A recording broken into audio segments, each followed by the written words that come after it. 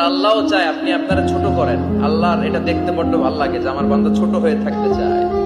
মান তাওয়াদা তারাফা, যে নিচে নামতেছে আল্লাহ টাইনা উঠায়, আর যে উঠতেছে আল্লাহ থাপ্পড় মেরে নিচে নামায়। কথা কন। মুসা আলাইহিস সালাম, সহিহ বুখারীর বর্ণনা, বনি ইসরাইলের লোকদের মাঝে ওয়াজ করতেছিলেন, এরকম নসিহত করছিলেন। তো একজন দাঁড়িয়ে বলল, ইয়া নবী আল্লাহ মুসা, মান আ'লামুন নাস ফিল আরদ। হে মুসা নবী, জানতে বড় মনে চায় বর্তমান পৃথিবীর সবচেয়ে বড় জ্ঞানী কে? মুসা আলাইহিস সালাম কয় আমি। মুসা আলাইহিস সালাম কি বললেন? আনা। আসলে কথাটা ঠিক।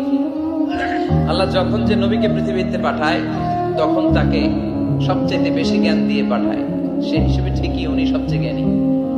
কিন্তু উনি এইভাবে নিজেকে সবচেয়ে বড় জ্ঞানী বলে দিবে, এটা আল্লাহর পছন্দ হয় না।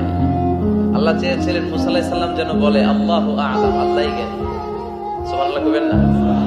কিন্তু তা না করে উনি কি করলেন?